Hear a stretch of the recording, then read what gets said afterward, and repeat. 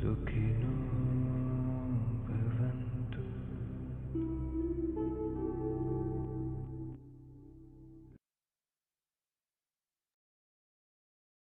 So good morning. Let us begin with the study circle. So, invoking Mother and Sri Aurobindo's presence and grace as we start the circle today. So just a reminder that we are going through a compilation by Dr. S Dalal, and the title is Looking from Within. So we are on chapter 2. I think this is a fourth session on chapter 2, not that it matters. So yeah.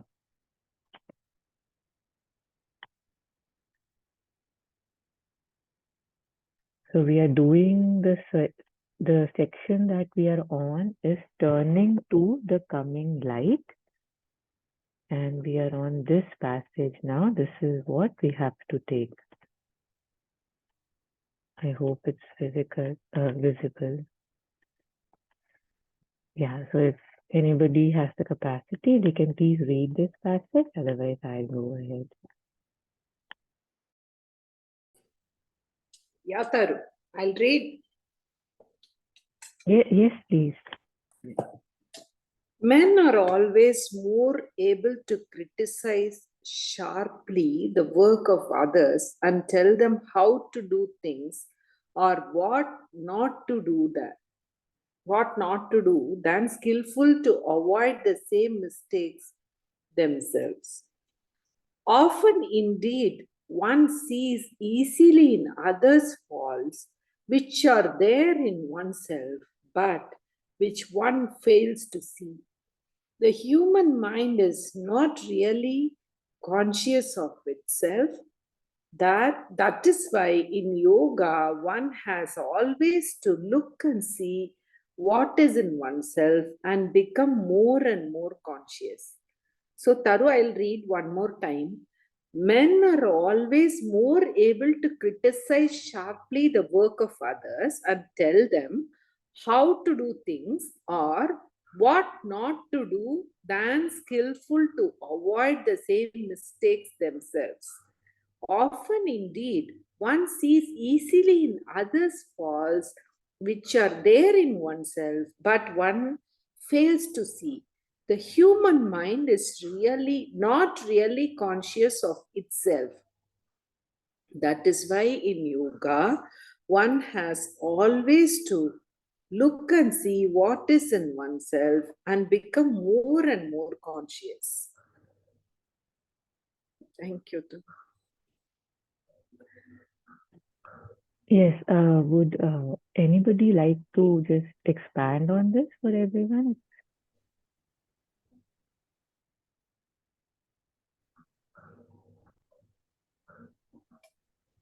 Okay, it's too early in the morning.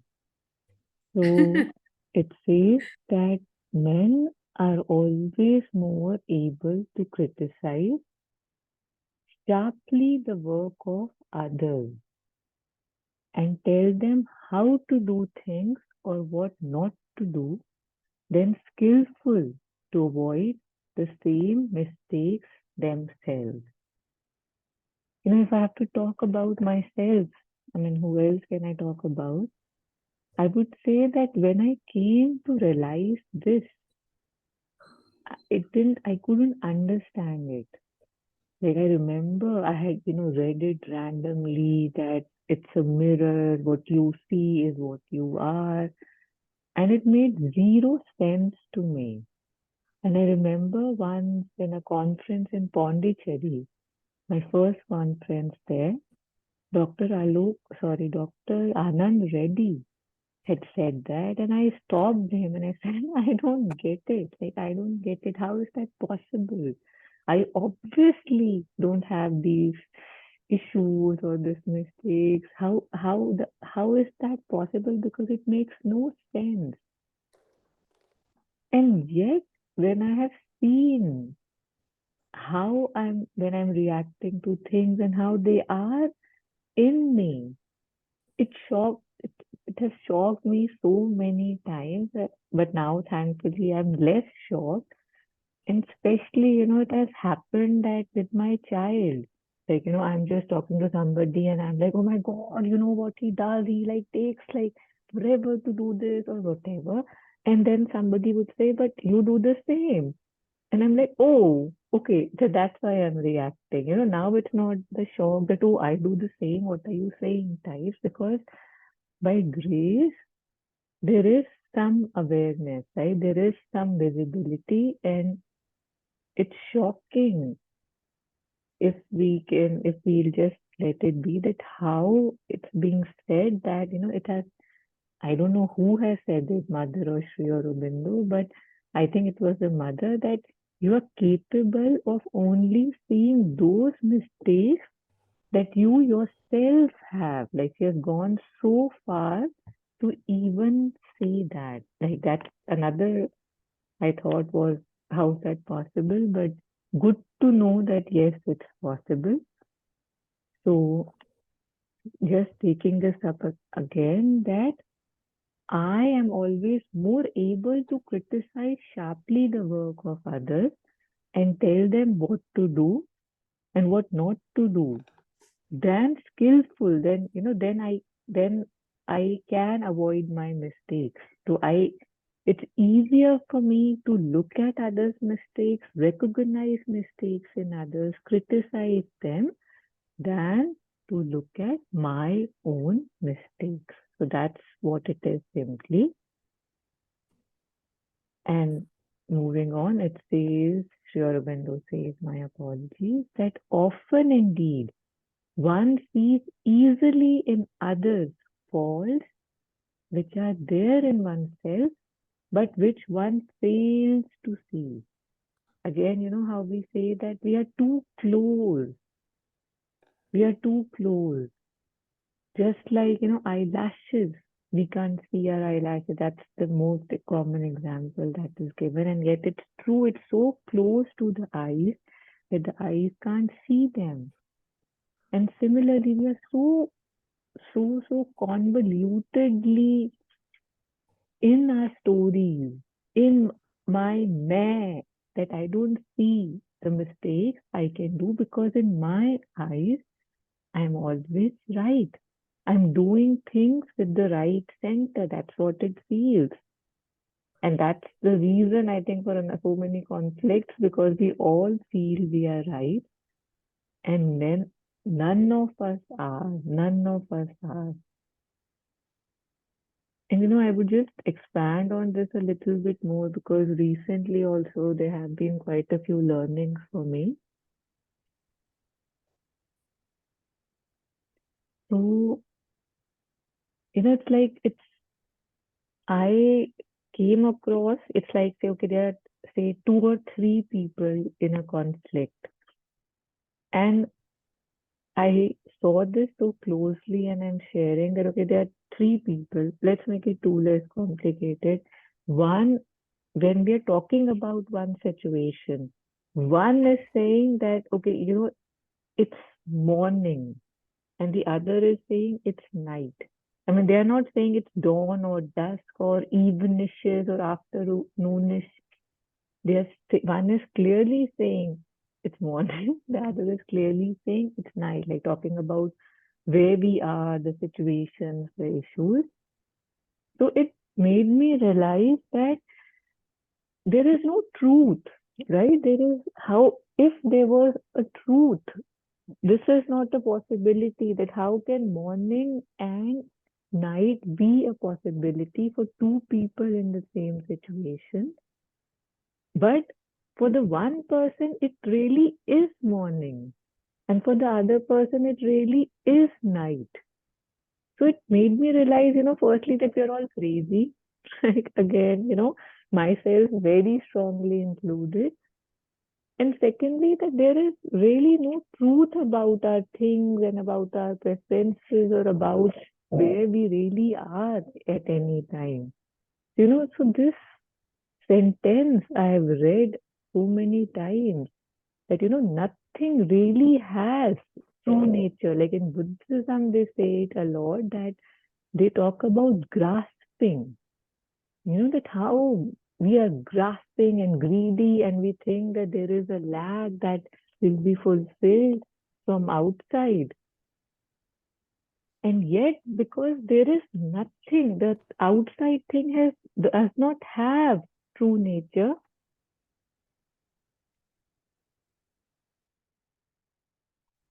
So that's the reason why these grabbing and grasping and possessions, they don't take us anywhere. How they just leave us being the beggar that we are. Give me 1 second.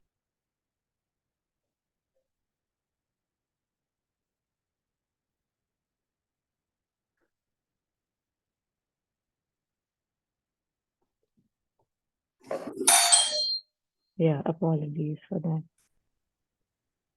Yeah. Any questions? I don't know. I think I spoke too fast. If there was any confusion, and yeah.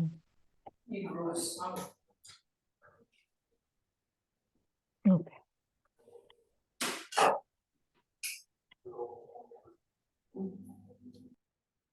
Yeah.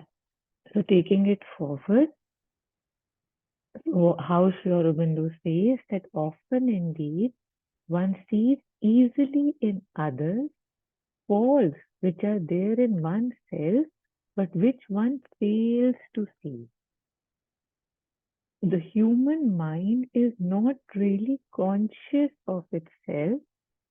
That is why in yoga, one has always to look and see what is in oneself and become more and more conscious. So, coming from a place where I feel, array, I am to my God, like too smart. I know everything. Everything is sorted, simple in my mind. I'm an honest person. I'm a simple person. I see things. I'm intelligent. From there, to reach this place that the human mind is not really conscious of itself, to acknowledge this, to accept this, to know what this means, I think is a very big step, that I am not really conscious of myself. That is why in yoga, one has always to look and see what is in oneself and become more and more conscious. So I think one of the main, don't know, I'm no one to say this, but from my thing, one of the main things for me, at least in yoga, is this awareness of this consciousness that, like, Acharya ji says, कि तुम कर क्या रहे हो? ये हो क्या रहा है? कि what is this happening? How did we get so wrong, for example? So this is why in yoga, Sri Aurobindo says, one has always to look and see what is in oneself and become more and more conscious.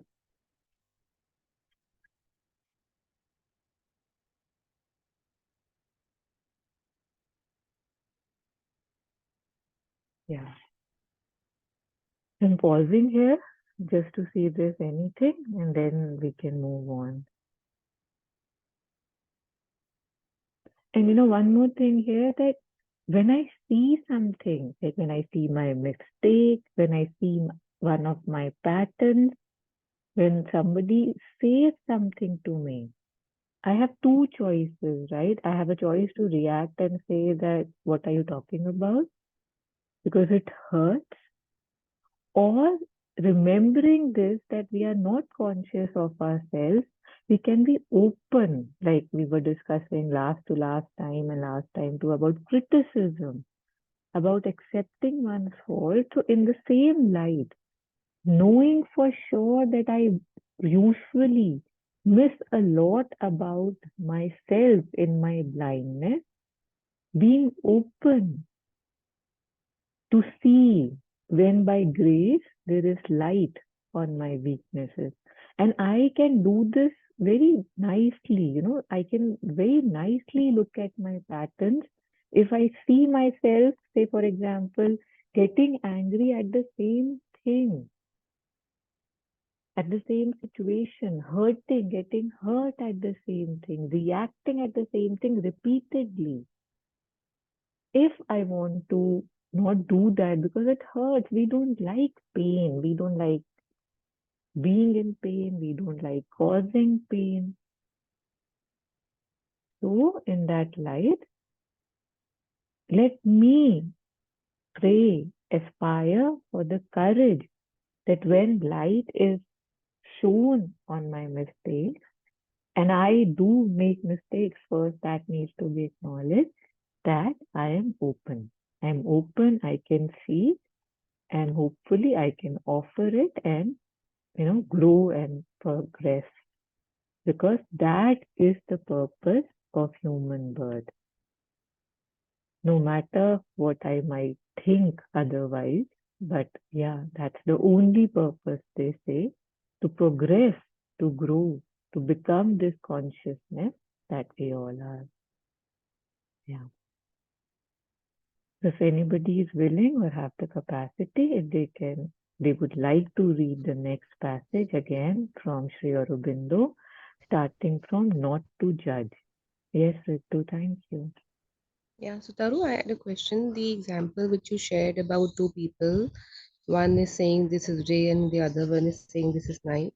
So in that case, what you are trying to say is it's similar to when somebody asks that somebody had a dream and then he asked that, okay, so this is what I saw in that dream. And then his guru says neither the dream state is true nor when you're sleeping that's true. So that's what you're saying, that it's about we clinging to a situation so much that we see only our point of view and say it's true. But if we step aside, then we see that neither this is true nor that is true. In some ways, yes, this is what I'm saying. What I'm saying is that, say, you are having a fight with someone, okay? And you are saying your point of view, and you are shocked what the others are saying. Has that happened to you? Yeah. So I'm saying that I'm saying that it's shocking to feel that for you, where you stand is the truth, right? That's why you're standing there and claiming this, or, right, stating your point of view. For you, that is the truth, right? I don't say this is my truth. I usually say, but यही तो सच है ना? And similarly, the second person, for example, or 10 more people in the same situation, then what they are saying, it's their version of truth. This is what they have perceived how things are, for example. So, one thing is the illusionary nature of our world, right? They say this is an illusion. तो वो तो एक बहुत और आगे का हो गया, राइट? क्योंकि सब कुछ इल्यूजन ही है. That is true, but that's even harder for me to grasp. But for me, I personally find that easier now to believe that जो मेरे को दिख रहा है, that is not the truth. That is my version of my perceptions or my conceptions of how things are. There is no truth about it. So when I am able to see that, there is less confidence in me to shout, to scream, to accuse, because I know, okay, this is where I'm standing, my version, this is where they're standing, their version, and we are usually not dealing with truths. In our stories, they're not really truth, they're just drama and stories and egos and perceptions. Again, like, I feel it's more like, because it's better that we don't focus on the main issues of our existence. So these are just traps of Maya. कि इसी में ही फंसे रहो, इसी में ही फंसे रहो. More duality, more duality. So if I can see that, what right now I'm standing and fighting for, like for example, my favorite example, कि Rani ki Jhansi is standing and saying कि Jhansi मेरी है. So just having that little bit doubt कि अच्छा क्या मेरी है, like not talking about Rani Ki Jhansi really, but when we become Rani Ki Jhansi, right? That how much am I believing in what I'm saying? Just think about it. When I'm shouting, when I'm screaming, when I'm accusing, when I'm feeling hurt, how much am I believing in what I am saying? It sounds contradictory that how can I live or how can I say things without believing them? But introducing a little bit of doubt. Do you really think that is the truth? Do you really think that the other people or 10 more people, they are not seeing the truth? Does that make sense? Ask me more if there's confusion. Yeah, but let's say there's a judge and he has to listen to both the sides and then see and give a decision. So in that case, actually, I mean, if the person who, as per social law, has committed a crime, would also might think that yes, he is right at his point. Like we take the example of a terrorist who's very strongly believes in his cause, and there's another person who has classified him, the other person, as a terrorist, who thinks that killing people or creating such a thing is not good. So, so is the judge right in judging that this person is right and this person is wrong, or we should assume that both are right from their point of views and let it be? Hmm, hmm, hmm. Very good question. I'm glad you asked. See, again, I'll take example of Acharya ji. When we talk about, say, wars or fights, he says कि it's not about who's winning or who's losing. देखो तो सही कि जीत किस में रहे हो. Like, what are you losing and what are you winning in what situation? So right now, if we talk about the societal right and wrong, yes, ethics and moralities and responsibilities and duties have guidelines, and there would be rights and wrong, and following those same guidelines, judges appointed by our society would have the thing कि ठीक है आप right or wrong हो, ये आपकी punishment है. But right now we are not talking of that level, right? We're talking about honestly seeing that perception. We are so deceived in our perceptions. My truth is just a perception. See, say for example, you and I, we fought about something, okay? And you called me and you said, I didn't like it. And I give you another angle, but I came from this situation, or this is what I was looking or where I was at that time. Suddenly, all your anger vanishes and you're like, oh, I'm so sorry. Has it happened? Yeah. Yeah. So how does that happen? Because when you say call me, for example, you were totally in you, right? You could see things from your point of view. You could see your version of truth. And for you, I was just somebody who didn't react according to what you thought was just or right. है ना? But as soon as I gave you my window, you said, oh, and you step back and you say, oh, all good, right? So just this, like we are able to do it in some situations, we should be able to do this in all situations, not to take ourselves that seriously, not to take what our brain says too seriously, because there is nothing true about it. And again, ये human terms पे ये example regular dealings में जहाँ पे right wrongs हैं और जज कर रहे हैं, that's a different thing. But just if my work is for me right now, if I'm purifying myself or a seeker or wanting to live light, then this really helps me when I don't believe in my stories too much.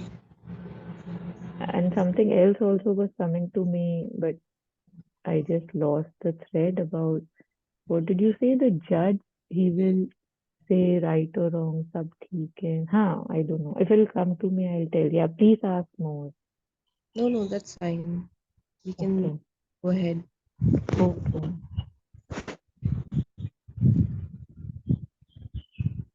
So, like when you're talking, the basic thing is कि reality में using reason, who's right or who's wrong, right? In our everyday life. कि again, कि I was more right, you were more wrong and stuff, but इसी में ही we lose our lives, right? So उस case में, if we are able to accept this thing, what Sri Aurobindo is saying, it helps us not in staying stuck in situations and things and having more openness. Do you see Yeah. where we are going with that, है ना? Hmm. जैसे कि Not if grasping. हाँ and जैसे if you are meeting two people से ठीक है one person is very this is right, this is wrong, this is what I'll do, this is एक वो है and the other person is like more open right कि यहाँ हो गया तो हो गया अच्छा कर दिया तो कर दिया अच्छा चलो उसको यही सही लगा होगा who do you feel more light with or more who would you say is wiser so Yeah, the from second. so just wanting to become the Hmm. second, right? Because it takes a lot to become the second, to be more accepting, to be more और इसमें कोई ये नहीं है कि वो kindness कर रहे हैं by being more accepting. That's a fact कि उनको actually में they have reached that level where they feel कि अरे हाँ मतलब बोल भी दिया तो क्या कर भी दिया तो क्या मैं कौन था क्या कर रहा हूँ kind of a thing so it comes with I think maturity it shows maturity of the soul when and if one is of that thing कि इतना ज्यादा stick नहीं होना है but जब मैं stick होता हूँ when I am sticking to my storylines and my hurts and my angers that I feel that is me protecting myself. But that's just the ego because it's been hurt, it's been told you are wrong. So then the outlook is not progress, it's not growth. It's like, भाई एक चोट पे हम बार बार कुछ पोक करके फिर उसको हम we put again some marham कि ओ बेचारा मैं or whatever could be the thing, but it is self-aggrandizing. है ना मतलब I am kind of saying okay me I see things right other is wrong तो मैं बना रहता हूँ और उसको स्ट्रांग होता रहता हूँ तो बिकॉज यहाँ पे पर्पस राइट रॉन्ग का नहीं है यहाँ पे ग्रोथ का पर्पस है एक्सपेंशन का पर्पस है तो इसलिए इट्स अ फैक्ट कि सबको अपनी परसेप्शंस दिखती हैं Sarada ji, I'm sorry, you do understand Hindi, right? Fully? Yeah, sure. Okay, okay. Yeah. Okay. Yeah. Anything, Jagan, Sarada ji, to add to this? Yeah, good morning. Um, Ma'am, how does one become curious? Curious as in thinking that, okay, this is my perspective, but let me be open for other perspectives because, let's say I always give a mountain example, but let's say I'm climbing a mountain. I know a route and I've been frequenting it for I don't know how long. Then, when the guy comes and he says that, there's a shortcut and it's less risky. And and the thing is that I've been repeatedly doing this for the last 10, 15 years, let's say. This guy comes out of nowhere. I've gone there for like once or twice, and he's now saying that there is a better route. So, the first thought that enters my head is, okay, I have so many years of experience, and here is this guy with 1 or 2 days of, experience, and he is suggesting this. And in like there, what I'm seeing is this. I don't know. I can see that if my mind is a pot of milk, and I'm seeing that these thoughts are like black drops that are really spoiling the entire milk. They're spoiling the clarity of the milk. So how do I be curious and see that okay, you know what? Let me let me see this perspective. Let me be open-minded. Let me see what he has to say, because otherwise, otherwise the learning curve stops now. No? Look, if I keep on saying that, what I am saying is right, then that's where I stop learning. Gurus come, okay, Guru, I listen to gurus, absolutely, but what about other people? Like, information is everywhere. So how do I be curious? Yeah, Jagan, I think you're answering your own question. You said, how do I be curious? So be curious is the answer, right? But how do I become open? If that's the question, the answer is be open. But the example, your mountain example, say you have a route that is taking you where you want to be. Then you don't need to listen to 10 people who come and tell you, right? कि यहाँ से चले जाओ, वहाँ से चले जाओ. Because you're already reaching where you intend to reach. But the day you realize that, no, I don't want to go to that point in the mountain. Maybe I want to go to the other point. Then you will be open, and you might, even if people are not telling you, you will ask them, अरे बताओ कैसे पहुंचूं, right?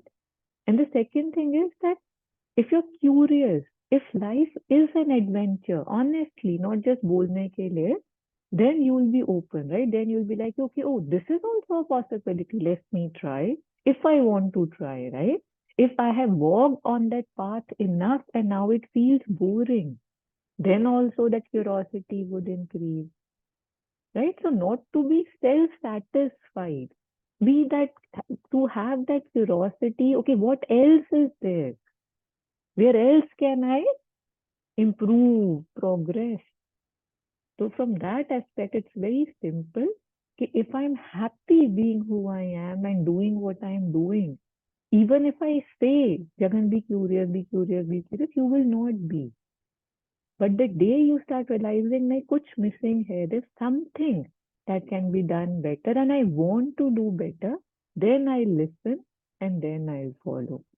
And and Upanishads, I think there was, my father was listening to something I just overheard while passing by. They were saying that don't give this gyan to somebody who doesn't want to listen. Don't give this, teachings to, I don't know, who doesn't believe. He was giving a list of things, and I was wondering, just a thought had come, that why would they say that? The Upanishad sadhus who are so compassionate and gracious, why would they not say, give it to everybody, give it to everybody? But the point is, unless I want it, really truly want it, I will not listen. So these, words are just going waste. If I have something precious, say a crystal jug for water, and I keep telling people, oh, it's so precious, it has such good water, drink from it, drink from it. And if people are not thirsty, they might just drop it, they might just keep it. So the thing is, it's a precious thing. Give it to the one who knows how precious it is. I think from that aspect, yes. Yes, thank you for that. Actually, when you said this, right,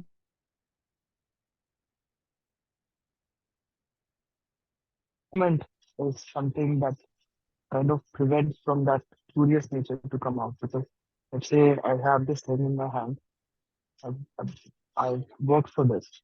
Now I have this in my hand. Mm. Now, so this is knowledge, this is mine, this is true. And if I am able to unattach myself, and now I'm empty-handed, and I'm ready to experiment, the possibility of the next knowledge, the next experience being good or bad is unpredictable, right? Like now I'm let's say I'm on cloud nine. I'm having the time of my life. Now I think that, at least for me, for my talking for myself, I think I am attached to this spot, to this part of my life. Then although life throws in to all experiences, but then why should I wait for the life to throw me here? Why shouldn't I myself try to experiment?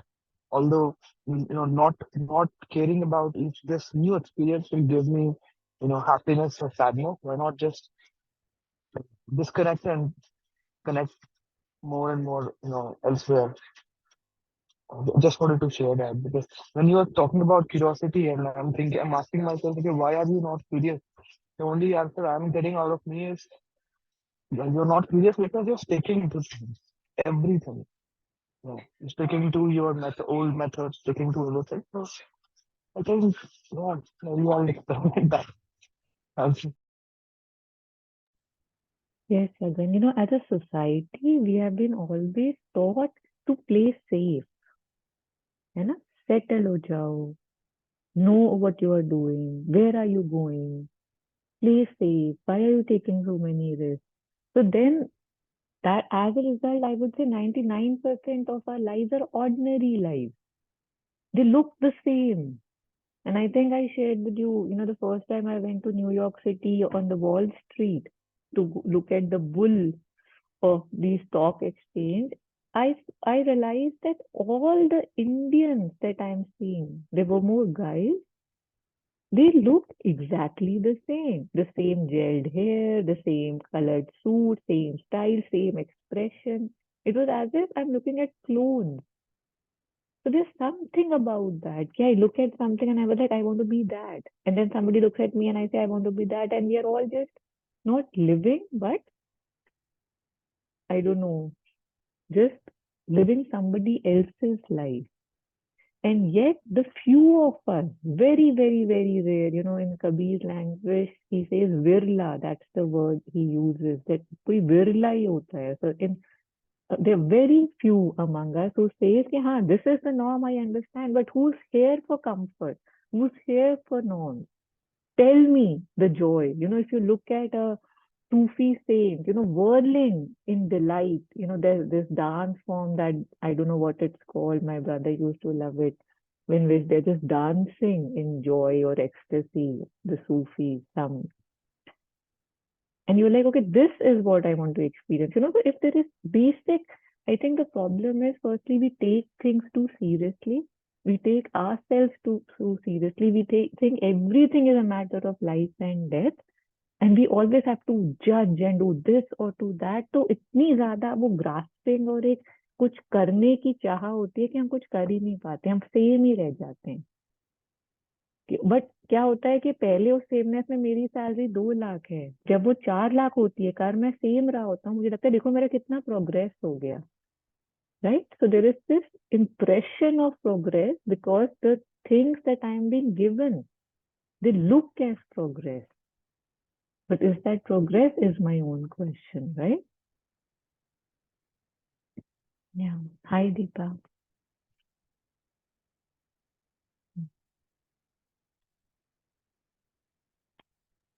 I think you were talking about the Darvish dance, right? Yeah, Darvish. Yes, thank you. Yeah. Yeah.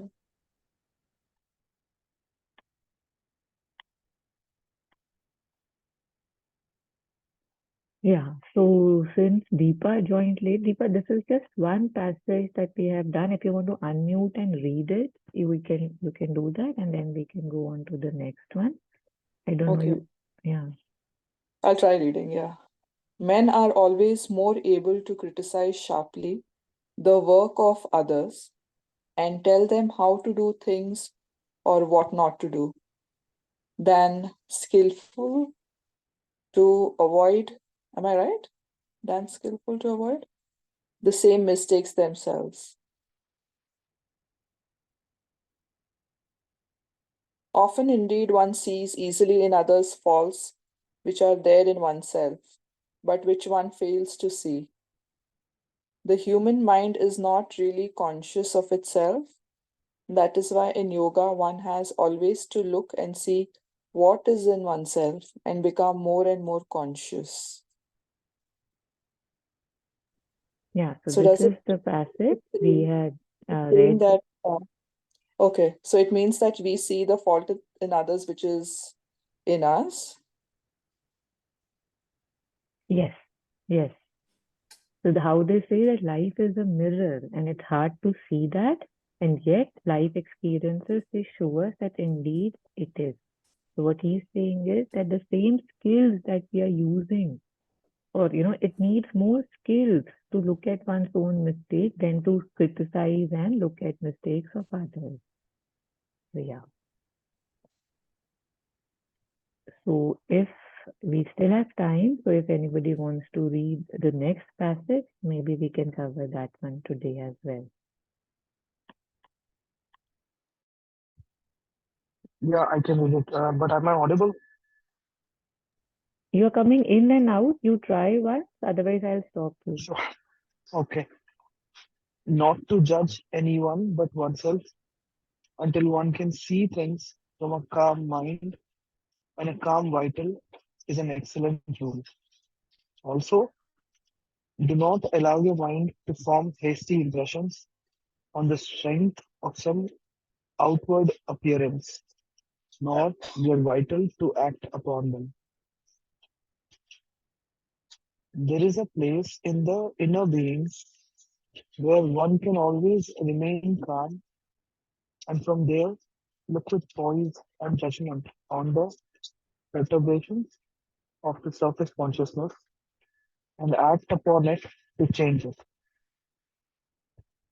If you can learn to live in that calm of the inner being, you will have found your stable basis.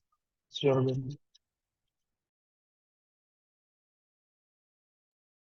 Yes, thank you, Kevin. The first line in itself, I think, is a very good pointer. If we are looking for pointers, where Sri Aurobindo says that not to judge anyone but oneself until one can see things from a calm mind and calm vital is an excellent rule. I've seen this now. I find this very interesting. It's like a game now. If somebody says something to me, a lot of times, why is they are saying that? Okay, somebody's saying, okay, something is wrong with me or whatever. I did this, I did that. They have not even completed their sentence, and there is something in me kind of shaking to give a reply.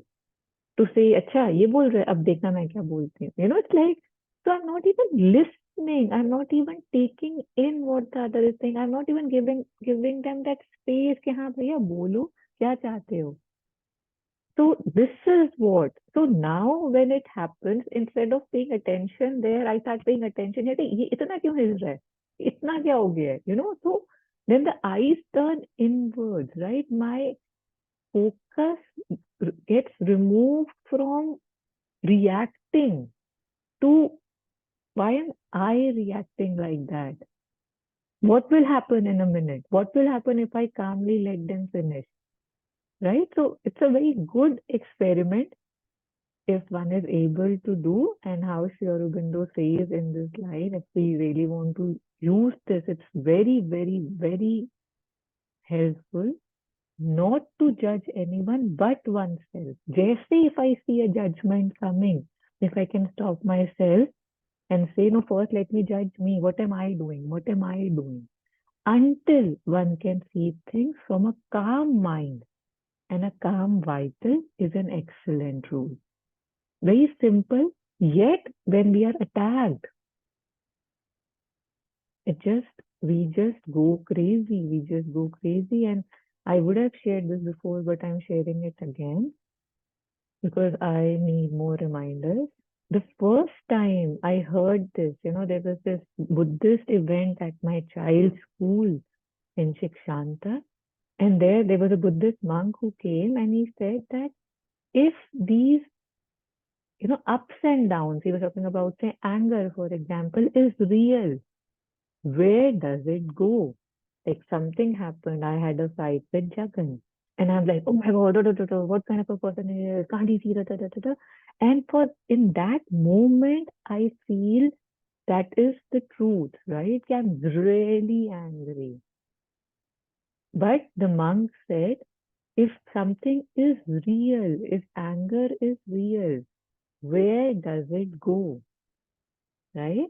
Because, like, say, if I'm holding this and this is real, I will still be holding this after an hour, after 2 days, for example, after 10 days. There is some level of reality to it, although it's material. And yet, the fact that in 2 days I won't even remember that I was angry. So if it was real, where does it go? So the next time or the 100th time when that happens again, while I'm brimming with that anger or in that energy of that emotion, I can ask myself if it's real. Where does it go? Because I've been angry 99 times before, right? And there was this beautiful meditation by, if somebody wants to practice this, by Ajahn Amaro. You know, it's the only name, Buddhist name I remember. So I always flaunted that I remember it. I find it beautiful. So he had said that, one of the best ways to get rid of these hard tendencies is, okay, you are angry. You see yourself angry. He said, go and sit in a corner and say, okay, up to I have to practice anger for the next, say, 1 hour. As soon as the anger is about to go, you catch it back. You say कि नहीं तेरे को जाने ही नहीं दूंगा मैं. You sit with that anger, keep sitting, and you'll very soon realize, okay, it's so difficult for you to hold on to it. There was this, I don't remember exactly what the words were, but there is this saint called Akhand Anandji that Ritu refers to very often. He has some beautiful series on YouTube. In one of those, there was this thing that if you ever are in a conflict or if you're feeling some anger or something, so there's always you, there is a second person or a situation, and there is anger, right? There's usually a triangle. He said he just remove the second person or the situation and just you stay with your anger or your reaction. Just try it, he said. So I very soon got a beautiful opportunity to be angry. And I tried that somebody said something and I got like, oh my God, this is unbelievable. I went into the washroom and I was like, okay, he is not there. Me and my anger. And I'm not kidding. In a second, I was fine. Like it just disappeared. So it wasn't like I couldn't stand or stay or feel angry if I removed the person. So he had said it more beautifully. If Ritu remembers, maybe she can share it on the group, his exactly what he said. But just these are just experiments to show that this is not real, right? I'm just under a wave, I'm just under a force. And if I don't want to be there anymore, these are just small pointers, small yet very powerful, to ride the wave. Yeah. So Anything? Yes. when you ask where does the anger go, where does it go? The thing is that it's a wave, right? Like say a breeze came and you say, oh, there's a breeze, there's a strong wind. And if you ask me does it go, and I would be like, I don't know, it comes from the, environment, some atmosphere, some disturbances, something, and it's gone and merged there, right? So there is no solidarity about it. जब है, जब नहीं है तो नहीं है. But what the point was that it comes to you as if that is the biggest truth in the world, right? Okay, when I'm angry at something, when I'm hurt, when I'm upset, something in me says that, oh my God, मेरे साथ ये कैसे हो सकता है? Or, how we react. So just to hold that lightly, कि हाँ हो सकता है, क्यों नहीं हो सकता? इसमें मतलब, when we are able to question the strength of that emotion, that wave, we see that it's not that strong. It's perceived to be that strong because something is thrown at me. And the other day, I was out for an evening walk and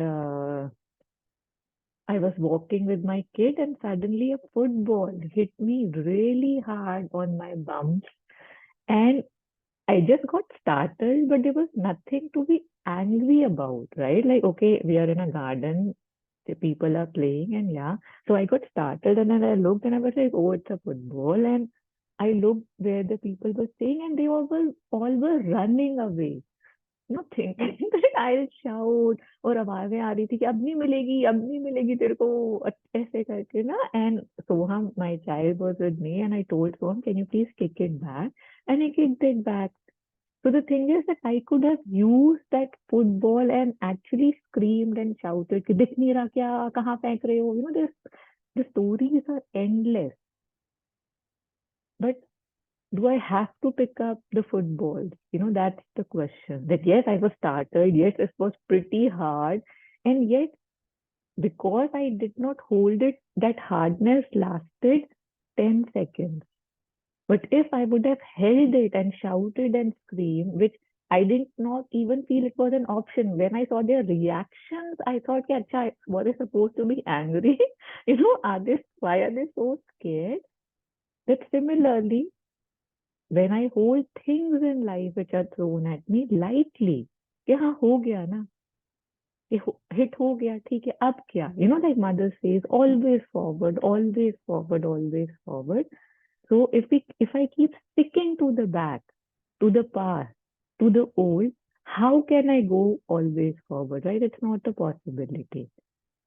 So just holding things lightly, I think, is my take from that and inviting more reflection. Now that I'm with my parents, right? So I think I think with family and parents and all, I think this is such a good ground to really experiment anger, anger and everything. Because for me, how unknowingly how granted I take things at home. कि ऐसे ही होगा, क्या हो जाएगा, मतलब होगा क्या, and the way I behave and the way I talk. And then one day I just out of nowhere I was just sitting and thinking that how did Aurobindo, he was in the Alipur jail, right? And he was accused for something he didn't do, and I was totally against his personality, like what he is and what he is being accused of. And to even and to be put in jail and in that state, and now and at one point he's saying that I'm seeing Krishna everywhere. I'm seeing Krishna in the jailers, and the walls of Krishna. And I was just sitting and I was thinking that, "Acha, no, I was just asking when will I see Krishna? When will I see Krishna?" And that sort of gave me this answer, like I don't know, half-hearted answer or full answer, but it said that if you start respecting this, the divine is in everyone, right? If I start respecting this person, then automatically, although I'll not say I won't be angry anymore. Although I did, I come back and okay, why is this coming? And more often than not, really angry is not mine. Just comes like out of nowhere and just vanishes. Hurting the other person, hurting my peace and everything. But again, like that example of the Aurobindo of seeing Krishna in everything, why not everyone can see Krishna and everyone and everything? I'm not saying I won't be angry at Krishna also. I see Krishna comes, I'll say, okay, I'm angry at you, but I'll still take a step back, because to me he's God. Right?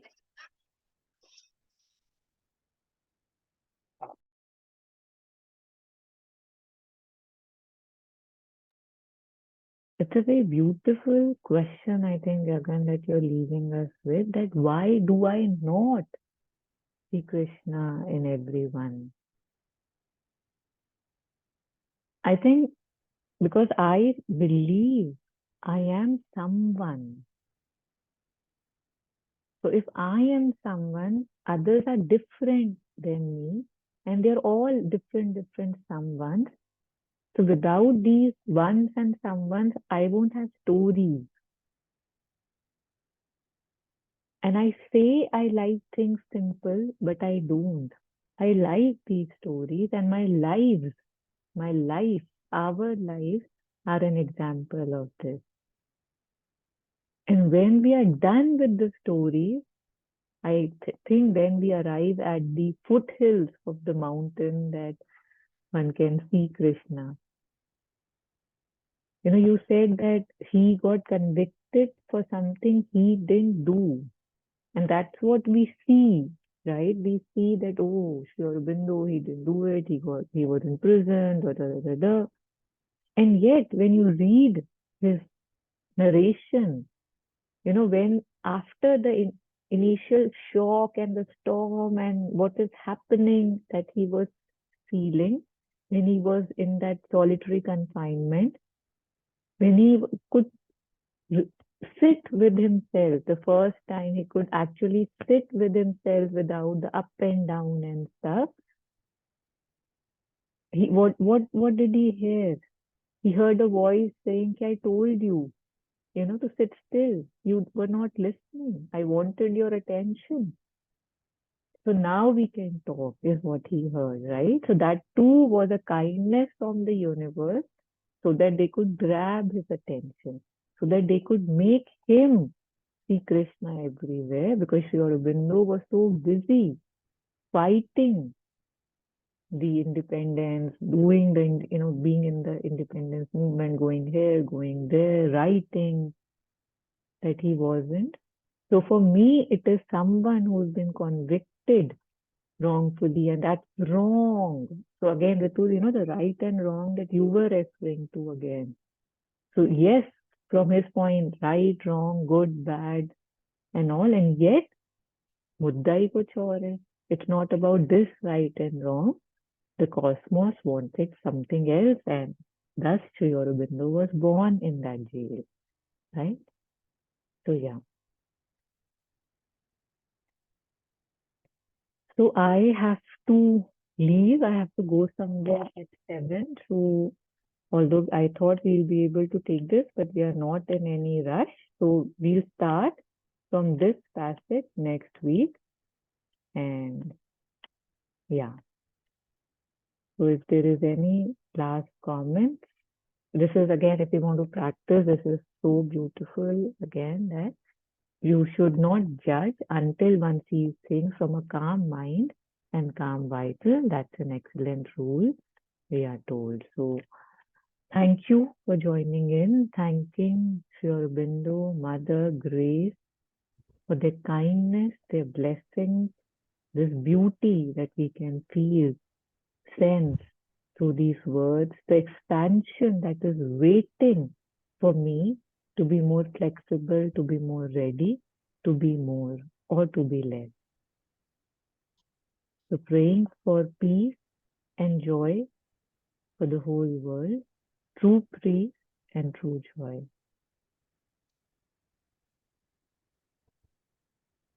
Thank you so much for joining me. Thank you. Thank you, Taru. Thanks, Thank you. everyone.